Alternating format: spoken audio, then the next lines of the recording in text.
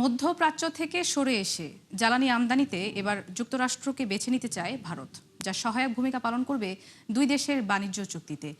এর মধ্যে ওয়াশিংটন থেকে এলপিজি কেনা শুরু করেছে নয়াদিল্লি। গেল মাসে আমদানি করে 10 লাখ টনেরও বেশি, যা অব্যাহত থাকলে বছর শেষের আগেই পূরণ হবে চুক্তির লক্ষ্যমাত্রা। নুসরাত মৌমি জানাচ্ছেন বিস্তারিত। ইরান যুদ্ধের আঁচড় লেগেছে বিশ্বের তৃতীয় বৃহত্তম এলপিজি আমদানিকারক ভারতেও। দেশটির মোট ব্যবহারের 66% আমদানি নির্ভর। গেল বছর 2.25 টন কোটি আমদানির প্রায় 90% যোগান দেয় কাতার, সৌদি আরব, সংযুক্ত আরব আমিরাতের মতো উপসাগরীয় দেশগুলো। এবার হরমুজ সংকটে নির্ভরযোগ্য এসব উৎস থেকে সরে এসে যুক্তরাষ্ট্রের দিকে ঝুঁকতে চায় নয়াদিল্লি।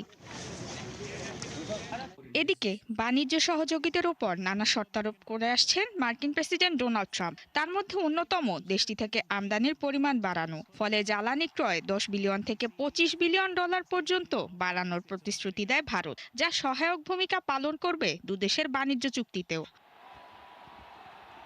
এরই মধ্যে যুক্তরাষ্ট্র থেকে জ্বালানি কেনা শুরু করেছে ভারত। গেল মাসে প্রথমবারের মতো মার্কিন এলপিজি আমদানি ছাড়িয়ে গেছে 10 লাখ টন। এ ধারা চলমান থাকলে সহজেই পূরণ হবে 2026 সালের প্রাথমিক বার্ষিক চুক্তির 22 লাখ টনের লক্ষ্যমাত্রা। এছাড়া দেশটির 3 প্রতিষ্ঠান ইন্ডিয়ান অয়েল, ভারত পেট্রোলিয়াম এবং হিন্দুস্তান পেট্রোলিয়াম কর্পোরেশনকে 2027 সালের জন্য ভারতের মোট এলপিজি আমদানির অন্তত 15% যুক্তরাষ্ট্র থেকে সংগ্রহের নির্দেশ দিয়েছে মোদি প্রশাসন।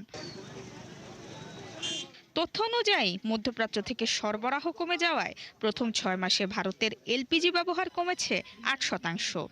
একই সময়ে আমদানি প্রায় 28% কমে নেমে এসেছে প্রায় 75 লাখ টনে।